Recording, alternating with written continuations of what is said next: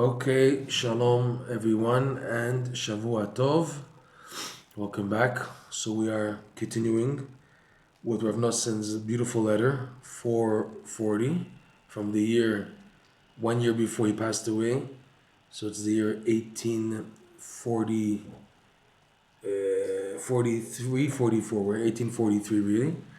And just before we go on, I can't help but not notice that people wake up from their hibernation after this Shabbat. I see a pattern every year that after the Shabbat of Yitro, people begin to wake up from their sleepy mode. Like the beginning of the winter months, Tevet and Shevat people are very gloomy, very down because life is a bit harder. Because these, like the Zohar says, these are months of dinim. Tevet and Shevat are months of difficulty, and the person is weighed down. Even if they're trying their best, they feel so weighed down. So people are like in hibernation mode. Now I understand why people have the custom of going on winter vacation, because their head is not they're not there. They're not there. Those who can afford it, they go to winter vacation. Those who can't afford it, they do hibernation where they are. And after normally this Shabbat, Shira, Tu Bishvat, and Shabbat Yitro, which is receiving the Torah, and it's a known fact every year when we read the parsha of Yitro, we're receiving the Torah. It's true the Shavuot, the Chag of the renewal for the year, but on a personal level, on a daily level, that Parshat Yitro gives a boost of cleansing and energy to start again with Hashem. So I see people, all of a sudden, people I didn't hear from or see activity online, let's say for example, for like months, all of a sudden they came back to life. Like I was wondering, where were you all this time? And it's a pattern. It's a pattern. People wake up normally as we're getting closer and closer to Purim, Bezrat Hashem. And our hope of Purim is La Yehudim Haita Ora V'Simcha, that the Jews had light and joy, which in our context, Rabbi Nachman's lesson 24, the light we're looking for is the infinite light, shining clarity in our life. And simcha, the extra simcha that brings. The simcha that leads to that aura, and then there's an extra heightened level of simcha that comes from that light of clarity, B'ezrat Hashem. And the clarity is to help us in our battle against the evil, who we call now Haman Amalek. He's the evil one behind all the damage caused, all the feeling depressed and worried and down and frustrated. All that is from Haman Amalek, because like the Gemara says, Haman is hinted to in the Torah. Where's Haman hinted to in the Torah? In the tree of knowledge of good and evil. When Adam and Chava ate from the tree, so Hashem said, Hamin ha'etz, could it be from the tree that I told you not to eat from, did you eat from? So Hamin, from the, is the letters Haman. Hey Memnun, Hamin, Haman, different meaning of course, but the same root letters. The Gemara uses that as a source, that Haman is rooted in the tree of knowledge of good and evil. What's the idea of tree of knowledge of good and evil? Frustration. What is frustration and confusion? You don't know what to do. You don't know what's right, what's wrong. You want to go ahead and you feel you're being pushed back, so you're frustrated. So what's the right thing to do, Hashem? We're trying to go forward and we're being pushed backwards. Or confusion. I don't know the right thing to do. There's A, B, C, D. I'm just mixed up, mumbled from the different options. That's Haman. And we seek out light of such a clarity coming from a higher level that we're not weighed down by the frustrations. We're not like at the frustrations at this level. Rather, we're lifted up and see the frustrations from above. So it's like looking from a maze from above. So you know, okay, here make a left, here you go straight, here you make a right, because you're looking from above the maze. That's what this light we're looking for in Purim to come to us, B'ezrat Hashem. And all that is dependent on how much you're happy on Purim, and how much you're happy on Purim is dependent on how much you prepare before Purim to ask Hashem to truly be happy on Purim. Everything comes with preparation. It's a Gemara. Kol hatoreach be'erev Shabbat, yochal Shabbat. Whoever prepares for Shabbat, before Shabbat, you'll have what to eat on Shabbat. If you don't prepare before Shabbat, you have nothing to eat on Shabbat. If you don't prepare the cholent, you don't do the shopping, you don't clean the house, so you're not going to have a Shabbos. That's how it is for everything. If you don't prepare, even minimal preparation, but preparation, do something. So what do you expect to just jump in to expect something to work out by itself? You got to prepare. That's how it is for everything in life, is the preparation. A lot of preparation in life. And our main preparation is our yearning, our desire to come back to Hashem, our expressing that in speech, our hibernation, our prayer, this amazing gift of speech. On Shabbos yesterday, there was a guest from Lakewood visiting the Breslov synagogue in Mea Shearim, and he was reading. He's not so much into Breslov. He respects Breslov, but he likes to connect.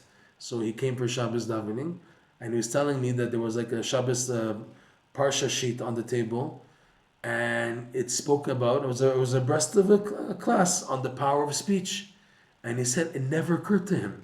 It never occurred to him how powerful speech is. And when I heard that, I was shocked. Like the whole world. He says, one rabbi says, okay, to learn Orach Chaim on the parsha 40 days straight, to do this, but no one speaks about the power of speech. That dibur is what's going to get things moving. Rabbi Nachman talks about it. Rabbi Nachman once said, speech is so powerful that if a person is strong enough, he can speak to a gun not to shoot, and it won't shoot. He says the power of speech is a force, it's a power, that it can actually activate and affect a change supernatural. Okay, even he said to the extent a person is strong enough in his prayer, you can tell a gun not to shoot and it won't shoot.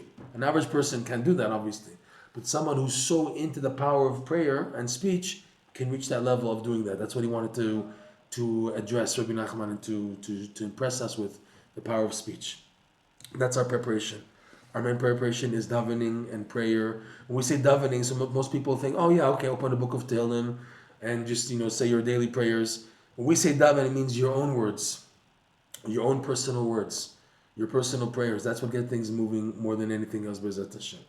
So we're hoping now, before Purim, that we do our best in preparing each person according to how much they can, and asking Hashem to receive the light of Mordechai and Esther, to receive the light of Purim. It's such a big gift, Purim. People don't realize it. It's even Yom Kippur doesn't reach Purim. People don't know it. They don't know. They think, Purim, it's so funny. By the world, Purim is like, okay, it's a fun time to let loose, to joke around and, not take things seriously, But in Breslov teachings, it's dafka acting the funny and silly, that attaches you and opens you to the highest levels. The exact opposite by the Jewish world. Purim, I remember as a child, before I came to Breslov, as a teenager, what was Purim? It's fun. They give out candies and cake and drinking and fun and costumes. As a child, what are we interested in? The costume and the Purim contest, who has the nicest costume and everything. And we see the adults, okay, there's a Megillah reading. And it's like nothing, okay, it's fun. But when you come to Breslov, it's a different ballgame. It's saying this is the key. If you invest in the Simcha and Purim, that's the key for the whole year. That's the key for your life right now to affect a major change. You're not happy with how things are? Okay, so Purim's an opportunity to get out, B'ezrat Hashem. It's Purim, which means a lottery. It's like now you're going through a new lottery and you can win now. You can win, and there's a high chance of winning. It's not like a 50-50, 10-90, 5-95 chance. You have now, on your side, like a 95% chance of winning. To affect a change in this lottery of your life, how things are going, B'ezrat Hashem. So we're hoping, B'ezrat Hashem, with this preparation, we get somewhere in our Purim preparations, B'ezrat Hashem. All right. Fine. So this letter, like we're going back to letter 440, is addressed from Rav Nosson to his disciple, Rabbi Ephraim, the son of Rav Naftali, who was a businessman and at the same time a very advanced Torah scholar, and possessed a depth in understanding Rabbi Nachman's teachings and Rav Nosson's teachings, and he was so dedicated to Rav Nosson, like we said, he even wrote books following suit to how Rav Nosson wrote his writings, and he was very devoted and dedicated. So there's a special way Rav Nosson is talking to him. We left off in the last class how Rav Nosson is blessing Rav Ephraim and his family, and the blessings are beautiful. Just to the last lines of what we read last week, he says here that you should be zocher leosif bechol yom kedusha v'da'at. You should be zocher to add additional for every day, additional holiness and da'at and knowledge. V'liyot bechol yom kivriya chadasha mamash, and to be literally like a new creation every day, because that's the reality. Again, you have to remember when you wake up in the morning, so you're fooled to believe that you're a continuity of yesterday. Okay, I went to sleep last night, I re-energized, and I woke up in the morning, and I'm just the same person as yesterday. People have no idea what happened to them when they went to sleep, especially a Jew.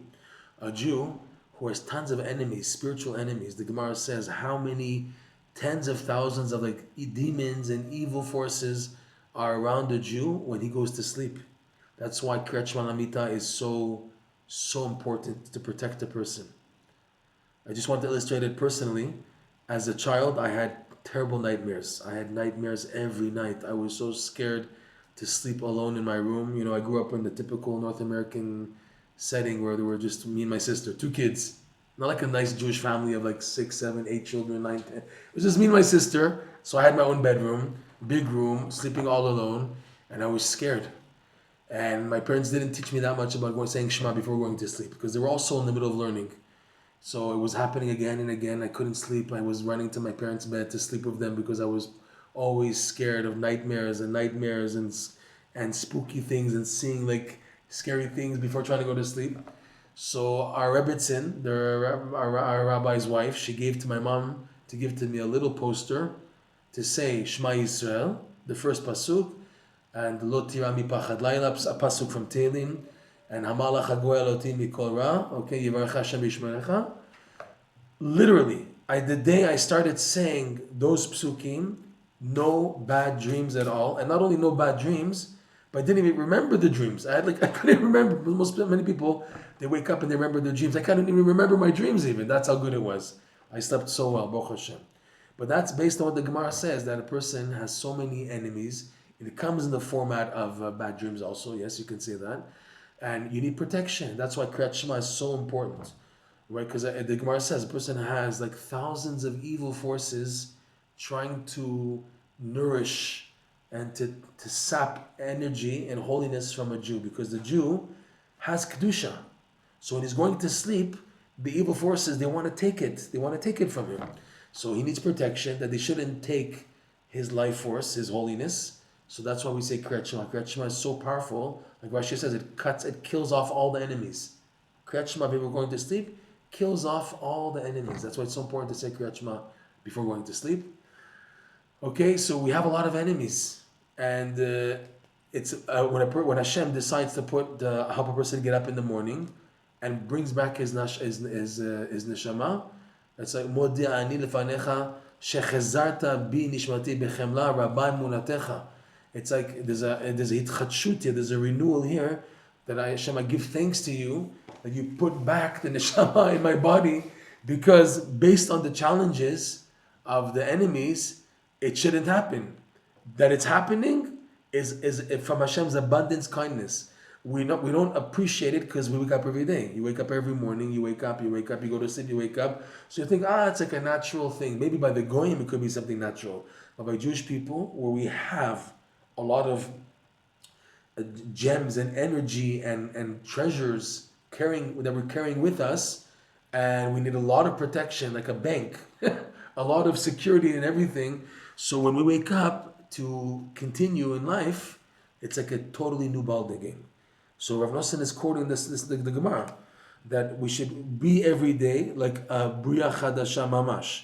So we are a Bria Chadasha, we are a new creature every day. Rav Nosson is telling Rav Ephraim, we should experience it. We should feel that I'm brand new. It's an amazing bracha. When you have this and you wake up every morning, you have an enthusiasm to wake up. You have an enthusiasm to get out of bed and to go daven and to do things, because you're Bria Chadasha, brand new. What happened yesterday, what happened the day before, it's not connected to today. To say, you're a loser and you're a loser and you're not going to make it. I'm sorry, you're a new person. It's a new situation. And what happened yesterday doesn't determine what's going to happen today. In your imagination, yes, you're fooling yourself. But the true reality is that you're a new creature. Right? Kashehu be'emet, Rav Nosson is saying, as it is in reality. That's the truth.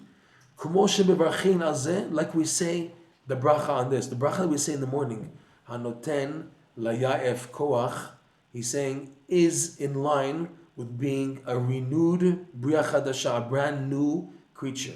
That Hashem gives the tired strength. This koach is rooted in the Kabbalah. It says, koach is rooted in chokhmah. Chokhmah is made up of two words. Koach, ma. The strength of what? Is that crazy? What is the strength of what? Chokhmah is the ability of a Jew through the Torah to reveal new total revelations of Torah that were never revealed before. They were there hidden, but they come out with every Jewish neshama. He has the capacity to reveal new levels of Torah revelations, which can also translate in their daily struggles and daily living. That they have a new insight in life and how to deal with the challenges of life. It's a new insight.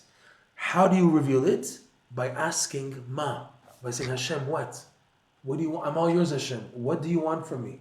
When a Jew asks what, and doesn't just accept status quo, okay, here we go, another day, another living. Rather, he says, Hashem, what are you trying to tell me? Why did I walk on the street today and I saw an argument between two people in the supermarket? What, ma, are you trying to tell me, Hashem? When I see this new incident of a child walking with a different colored jacket than other people, and I begin to wonder, what Hashem are you trying to tell me? The what? When things are not like regular, like every day the same thing. Rather, I'm aware and acute and open to see messages and signs. And because of that, ask Hashem, what? That's unique. That's koach ma. So Hanoten Laya'ef Koach, he's going to go into this with us in the next paragraph, that this is the secret of strength. The strength of a Jew, when he's so tired and drained, is the renewal comes from the Torah itself, from the revelation that he gets every day. So he's saying this is what we say every day, Hanoten Laya'ef Koach. This is what gives us the strength to be a new creature. The new creation is that we have a mission to find new revelations in today. And today's not, it's a boring day, it's a meaningless day, it's a cold, winter, rainy day, and everything's gloomy, and I'm just so tired. And you can say that, or you can see, even though you're heavy and drained and tired and sick, you can see it as an opportunity that Hashem is going to reveal something special today that won't be revealed any other day in my life, and it's only today. So in line with that, I am a new creature, a new creation, in order to explore the new revelation of the day, B'ezrat Hashem. So for that, Anoten Laya'ef Koach, it's a blessing we say every morning. Blessed are you, Hashem, that you give to the person who's tired strength. Where does this strength come from? It comes from Chokhmah. It comes from the wisdom of the Torah. We're going to see Rav Nosson is going into this, B'ezrat Hashem. That's amazing. Asher Be'emet, Kmo She'Mevarchin Al Zeh Anoten Laya'ef Koach, Kmo She'amru Zichron, like the sages explain on this blessing, that this is connected. The idea of we bless Hashem for giving me strength, and that I'm a Bria Chadasha is interrelated. And it says, Umuva bidvarav zal harbe mizeh. And this idea appears a lot in Rabbi Nachman's teachings. So now Rav Nosson goes to a level, a more personal level, a stage forward, adding dimension to what he just said. He says, V'nafshi, v'nafshecha, yodim me'od. So Rav Nosson says, my soul, and you, Rabbi Ephraim, Ben Rabbi Naftali, your soul, Yodim me'od, we know, our souls know very much, not we, our souls, he said, know very much, kama vechama anu tzrichim levarech kimat bechol sha'a hanoten laya'ef koach. How much we have to bless, basically, every hour, hanoten laya'ef koach. Hashem, you are blessed, we bless you, Hashem, that you give to the weary, the tired, strength. He says we are so filled with challenges in our life that it's already a miracle that we're standing on our feet. And basically we should be blessing every hour of our life, of our days, that Hashem, you are blessed for giving the weary and tired, ya'ef, those who are tired, strength. Shonoten koach leya'ef kamoni v'chamocha u'lechol anshe shlomenu, that Hashem gives strength to someone as tired as myself, and as you, and all of our fellow Breslovers, the Breslover Chassidim, our brethren, lisbol Velisa mashenosim, to endure and carry that which we're carrying. Asher kimat kashal koach hasaba, that practically it's like we're about to break. Kashal koach hasaba is an expression that it's become weakened the strength of the person to endure. I can't endure anymore. What's he talking about? So what is he talking? Normally, most people, they see life as okay, everything's by the way, and they're not living a real reality. They're a real reality. They're living because they're born into it. Like we said, status quo. But once a person wakes up and sees his life as a mission to come close to Hashem, and he has more revelations of truth, he wakes up from his sleeping, even a sleeping Jewish religious mode, where he just thought everything's like status quo, standard, to go learn daf yomi, to go to shul, to go to work, and the family, and this and that, and everything's like boring. But when a person wakes up and sees that there's a meaning in his life, that he has a mission, he's like, I sometimes see these Hasidic groups, like there's a Rebbe, and there's like 5,000-10,000 Hasidim, and they all look alike, like robots. You have no individuality, you have no uniqueness, you have nothing special. Like you feel that you wonder about the person. How do you view yourself? You view yourself just as a chassid of the Rebbe, and that's it. And you have no uniqueness. You have no speciality. You have nothing special about you. I'm just like a piece of the block, another block in the building. It's like a soldier. You have nothing special. That's it. You're doing. The beauty of Judaism is that every Jew has a special mission, has a special meaning. No two people are alike. Rabbi Nachman, he stresses this. There's no. Hashem doesn't create something twice. No two people are alike. You can't make any stereotype of a Jew. There can be general stereotypes, but the real reality is that he's not a stereotype, that he is someone unique and he has to come to his potential. Like Rav Zusha Anapoli once said.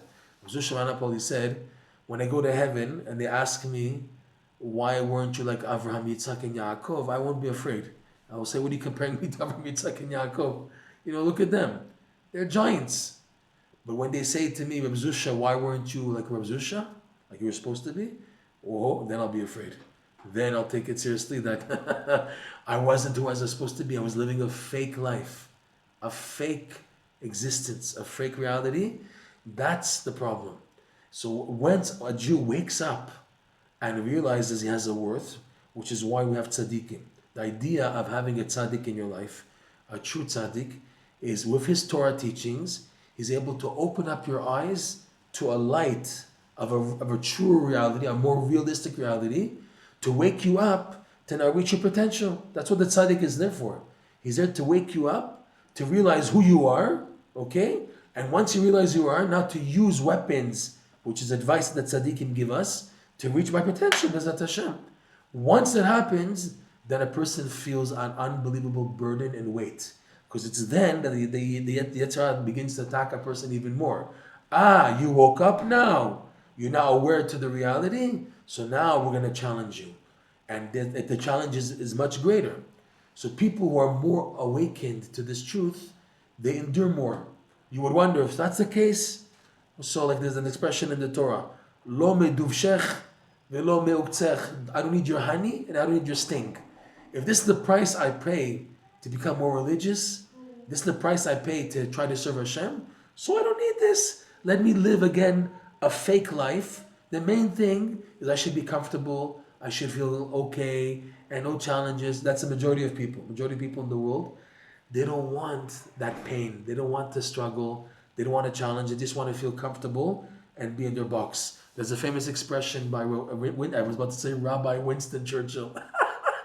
Winston Churchill, quoting the Prime Minister of England, he said something which has a big basis in the Torah. I'm only quoting it because I saw Rav Chaim Kramer quotes it in his book Through Fire and Water.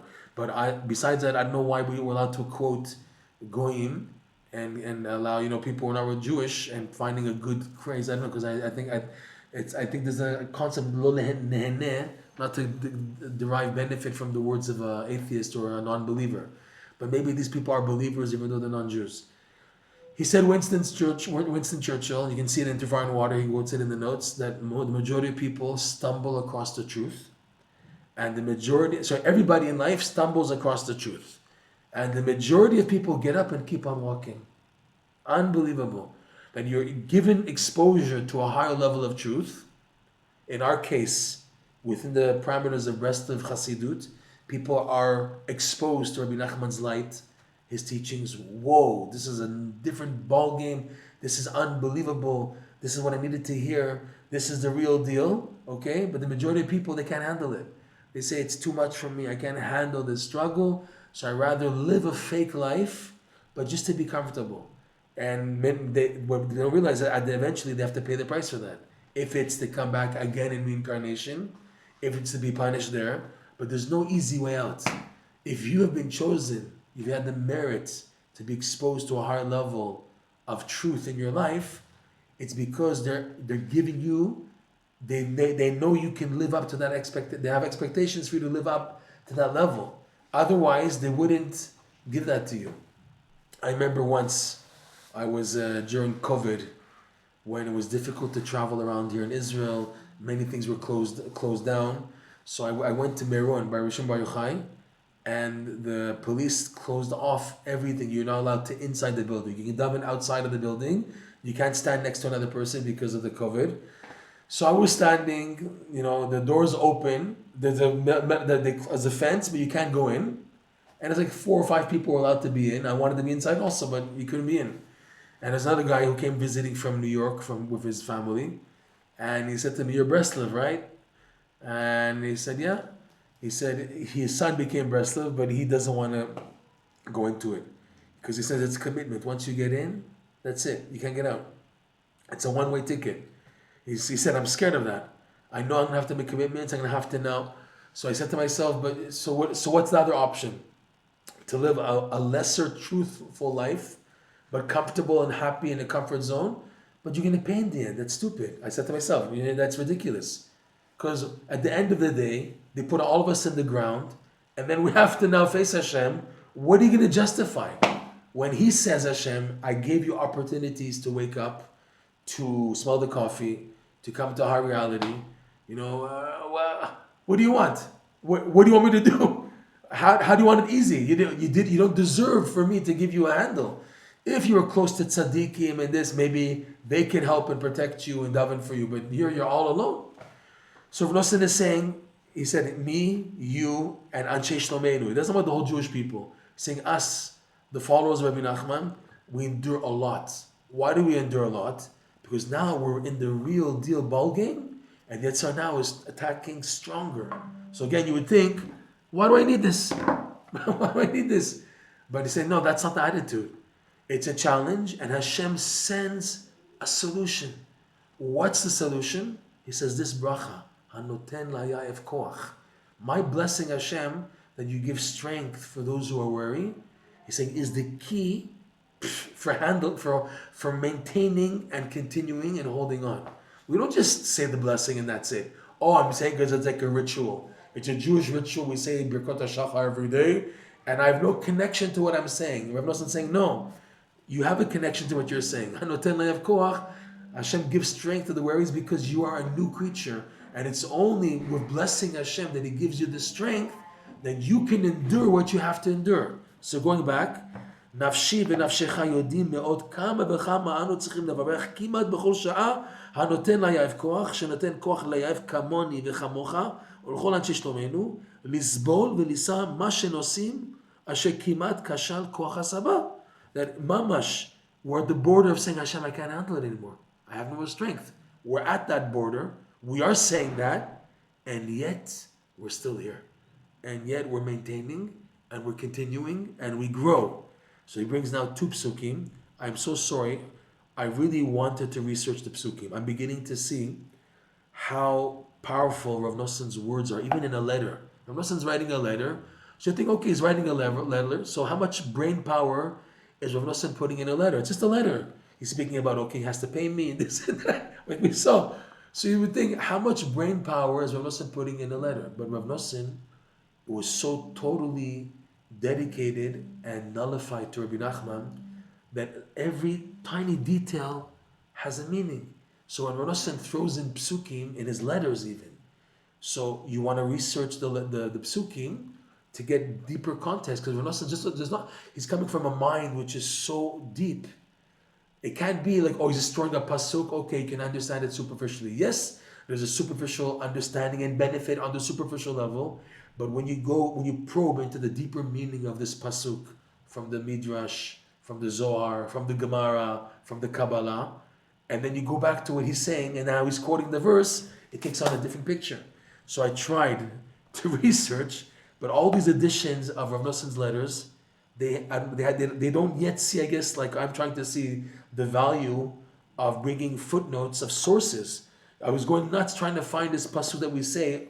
We know the pasuk off by heart, but I can't now find, if you don't tell me right where in Psalms is this verse and this chapter. So I go nuts trying to remember where in 150 chapters of Tehillim is this pasuk. So I didn't have enough time because I couldn't locate it, because the publishers of all these editions of Rav Noson's letters, they don't put in the source of the psukim. In my opinion, they should. That way I can research it, probe deeper into it, and present it much more powerfully what Rav Noson is trying to say. And then when he brings the pasuk, you understand it better in context when you have the whole Midrash and Gemara and Zohar and Kabbalah and everything behind it. Okay? So Rav Noson brings two beautiful psukim to express this idea of Kashal Koach HaSabal and how yet we're holding on. So first verse, which I'm embarrassed to say, I don't remember which chapter in Tehillim this verse is. We know it off by heart, but I don't remember it. I need a footnote. I need a source. I'm sorry that I'm not such an expert in Tehillim that I don't know which chapter it is. The first pasuk he says is Lule Hashem ezrata lanu kimat v'chule. Okay? This sounds familiar probably. Lule Hashem, word not for Hashem, who ezrata lanu, who is helping us, kimat, then just a little bit, and I would have fallen off. Kimat shachna nafshenu, kimat nafanu. I forgot what the verse reads, because there's a few verses that read like this. There's one that we say every morning before Shir Shel Yom, but this is not the verse. So I thought it was there. I thought it was Shir Ma'alot. Hashem sheyalanu yomar na'is bikum aleinu adam azay chayim bela'unu. I thought it was that verse, but it's not that chapter. So again, he's saying now, or not for Hashem, who is helping us, kimat, we would have fallen. So Rav Nosson is trying to say that we're barely making it to hold on and endure due to the heavy burden and load that we have to take upon ourselves in order to serve Hashem, because of our merit that we've been exposed to a higher level of truth. So things are almost impossible were it not for Hashem helping us. And I recognize clearly that it's a miracle that I'm holding on. That's the first verse. Second verse, Velule Toratcha Sha'ashuai. That verse I looked up. That is from chapter 119, the famous 119, in the section of Lamed. There's Lameds. Lule Toratcha Sha'ashuai. It's even a song from Mordechai ben David. That's how we know that part, because from the song Mordechai ben David. Lule Toratcha Sha'ashuai azavadeti ve'oni. Okay, were it not for your Torah, which is my delight, Sha'ashuai, what I delight in, then I would have been lost in my poverty, in my poorness. And this is what I said before, that koach comes from chokhmah. That what gives a person strength? Torah. Just the stories are coming to my head like crazy. There was a Breslov elder in the previous generation. I miss him so much, Rav Nachman Burstein. He was such a special guy. I loved him so much.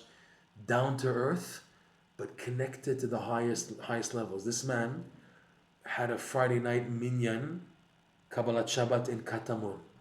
People from all over, not just the community, but all over the world would come to daven with him Friday night in a shul called Mizgav Ladach, which was next to a hospital which is no longer running as a hospital, called Mizgav Ladach in Katamon. I had the zchut of davening there once because my wife gave birth to our first child in that hospital, and I needed a place to daven. So I davened with him, and I was excited because I heard so much about this minyan. And every stanza of the Chadodi, he sang to a different nigun, and everybody was off the earth. You felt that you weren't there. People were closing their eyes. The shul was packed, especially with teenagers who were searching, not like old people. Young people were thirsty and looking for a connection to God. They were there, it was filled. And he was able to make you feel that the daven that you're just floating. It was unbelievable. Okay? So he passed away relatively young, in his 70s. He had a stroke, and he was weak, and he had this and that. So they say about him, there's a story that, even though he was sick and weak, whenever he was asked to speak about Rabbi Nachman, about Breslov, so he would jump to it and go. And if he was invited to come, and when he started speaking about Rabbi Nachman, he would forget about everything. He wouldn't feel his pain. He wouldn't feel anything. Yeah, and sometimes his son saying, Abba, you're not feeling weak, you want? He said, I didn't even think about it. Because when he's talking about Rabbi Nachman's teachings, the shashun, the delight of the Torah, of this tzaddik, made him feel so amazing that he forgot about all of his pain. That is, he had a back pain and leg and arm. He forgot about everything when he was talking Torah. And this is the pshat of this verse. Lule Toratcha shashu, were not for your Torah, which is my delight, I would have been lost in my poverty. You feel, this is hurting and that's hurting and all that. And there's another story with another Breslover in Uman, like about 100 years ago, 1920s. There was a Breslover who, his name was Baruch Getchis. That was his name. Baruch, the son-in-law of Getzel.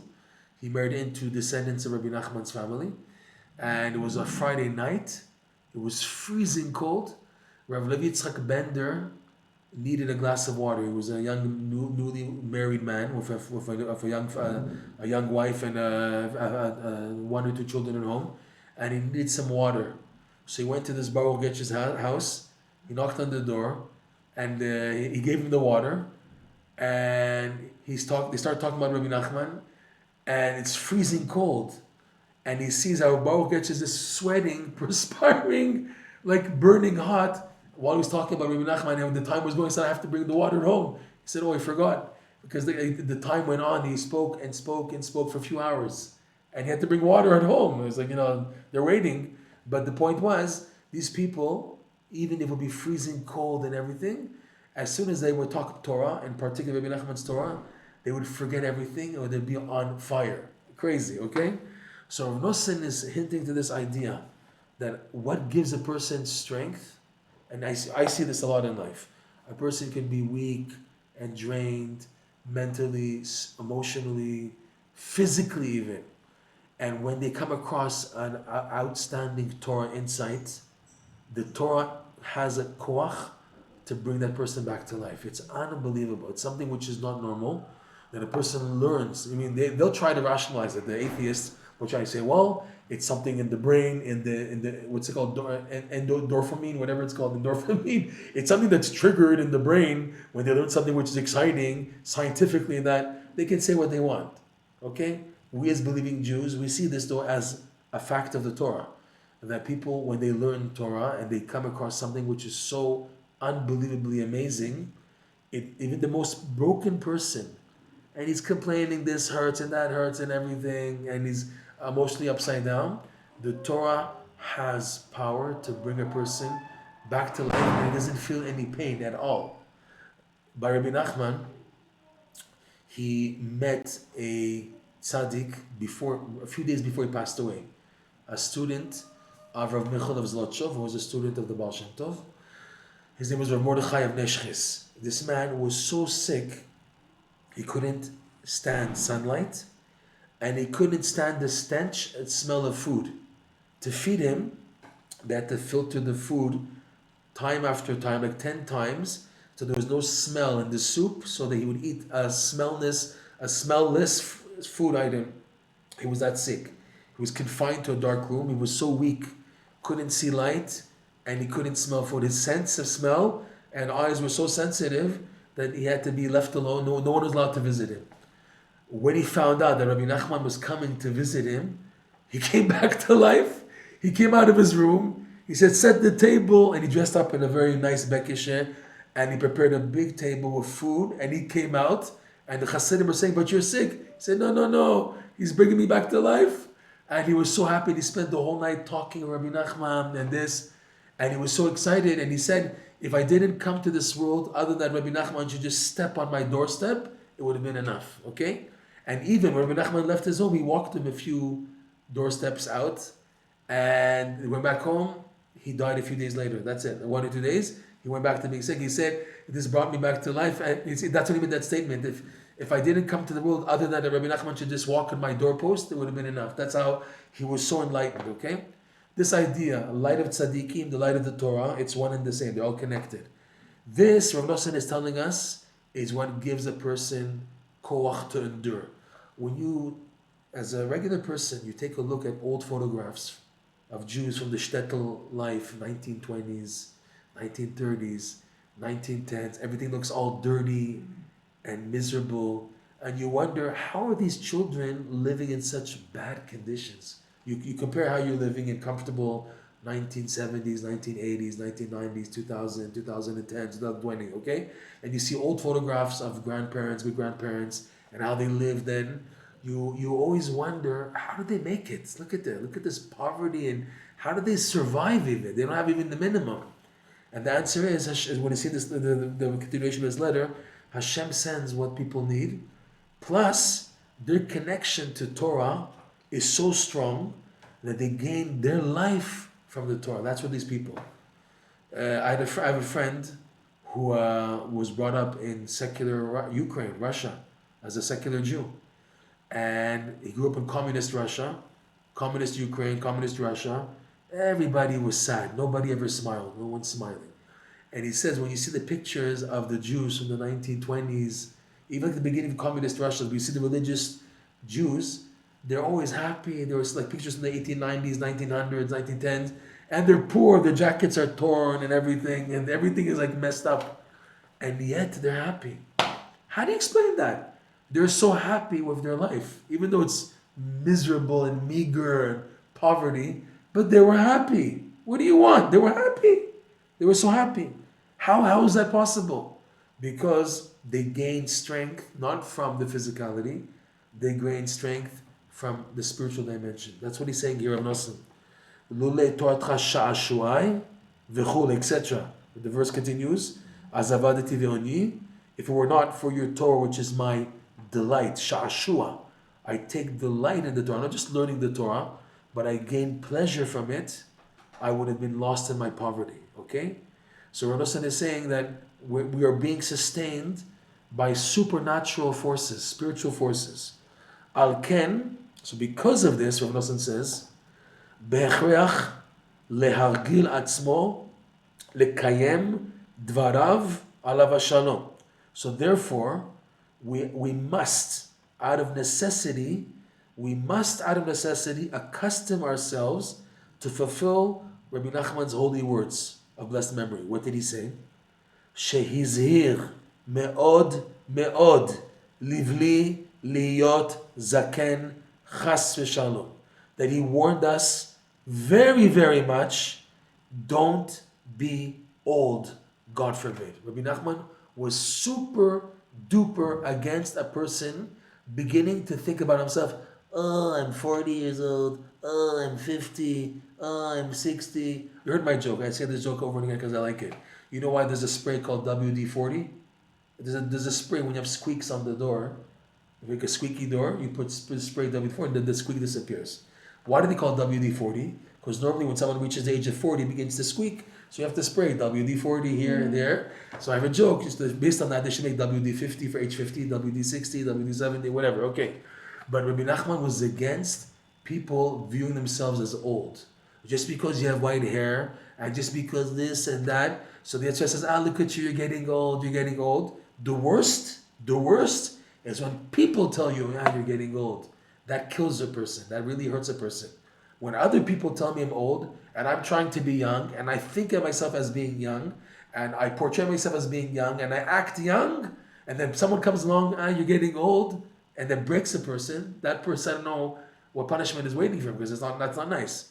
But more than this, the person themselves shouldn't be convinced, look at yourself, you're getting old. Rabbi Nachman was against that. Don't be old. Always view yourself as being young. It's all here. It's all in the head. It's in the head.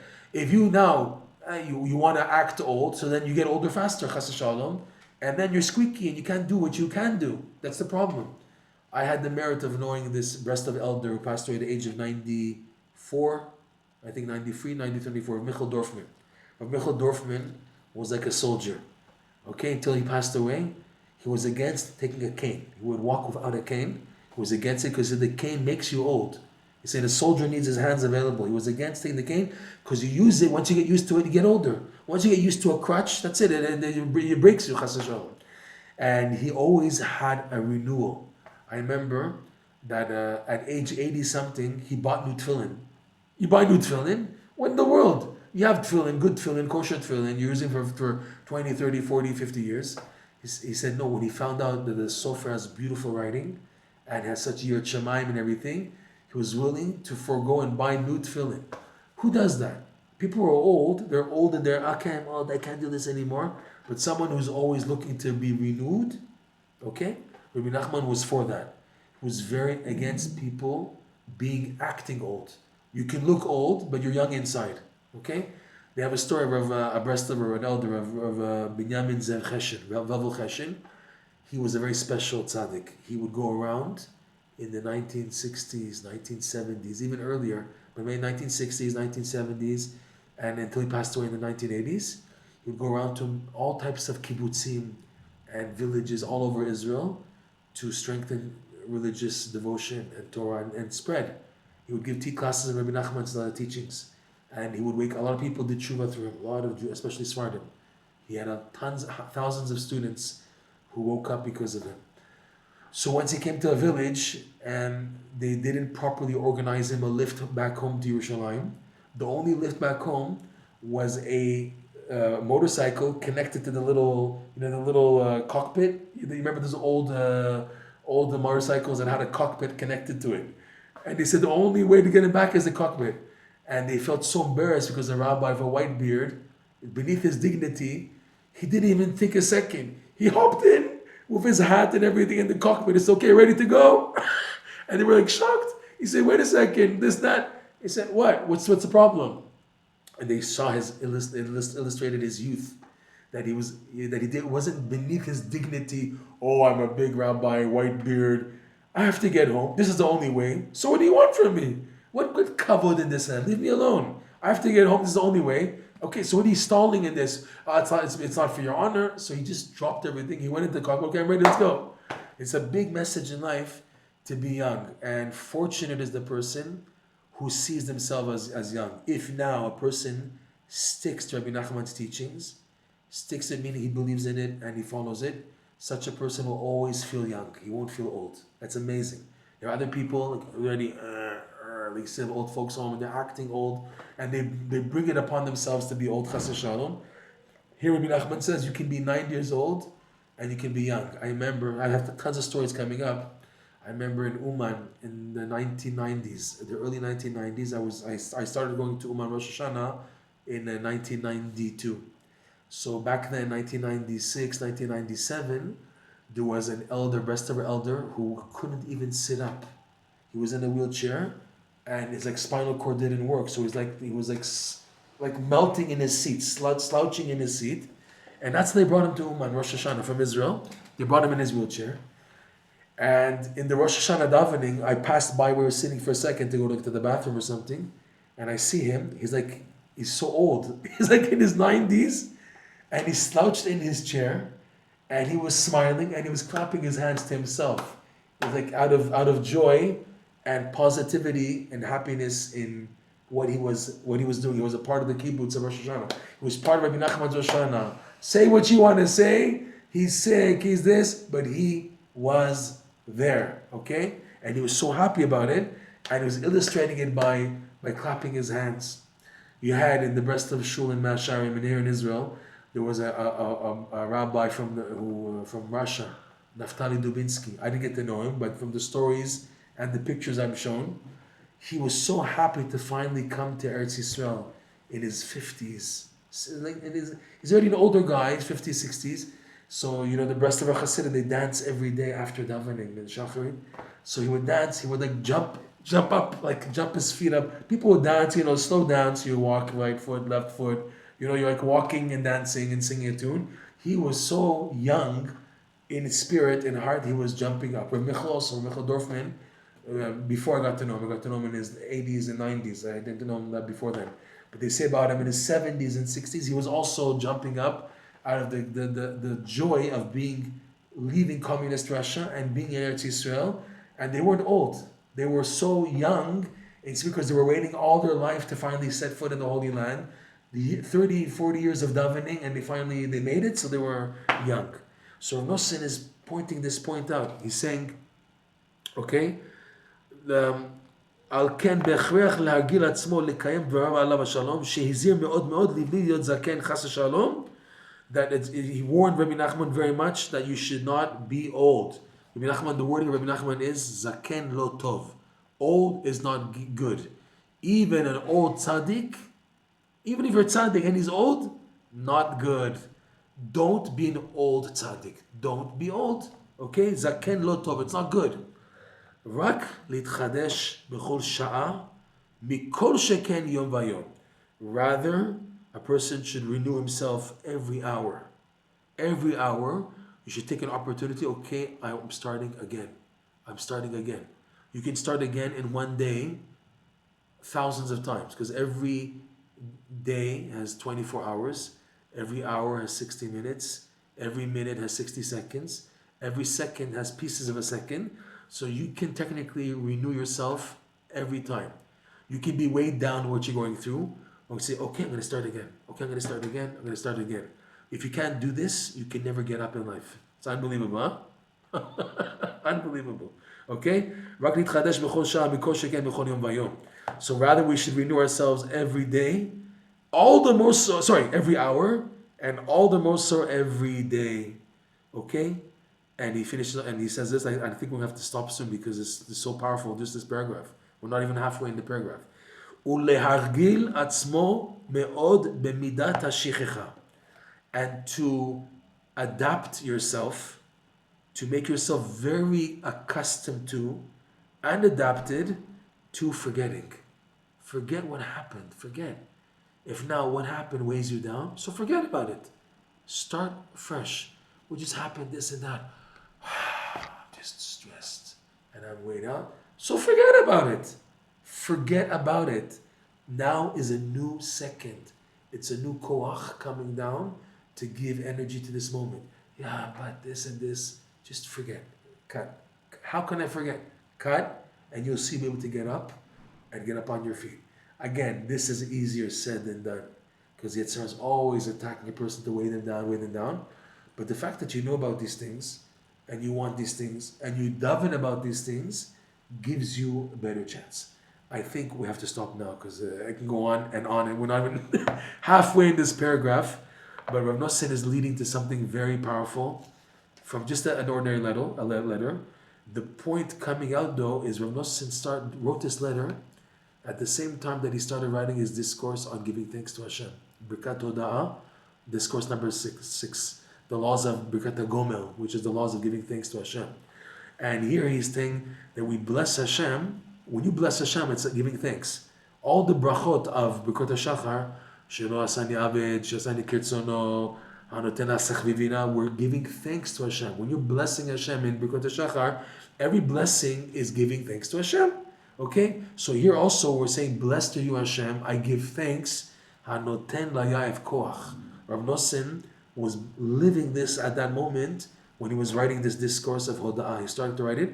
The whole discourse, the first 6-7 paragraphs, goes in every fine detail of the concept of giving thanks to Hashem as the key for everything in life. It's unbelievable, Bezat Hashem.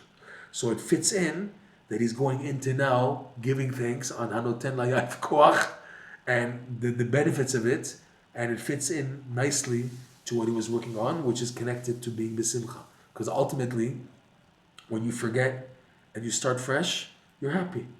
When you start fresh, automatically there's simcha involved. Because there's nothing from the past that's frustrating me and that's weighing me down, B'ezrat Hashem. Okay, we'll stop here because there's so much to talk about here in B'ezrat Hashem, and we'll continue the rest of this paragraph hopefully in the next year. Thank you for joining, and for those who are watching live and also those who are here, if you'd like to discover more about this lesson, Likutey Moharan lesson 24, you may do so at the following link, lesson 24.breslovtherapy.com, Breslov, Breslov, and also support for what we're doing, these classes. We're a non-profit. You can send support by donate.breslovtherapy.com. Thank you so much for joining, everybody. Have an amazing week. And remember what we spoke about here today and use it. Use the force. Bezat Hashem.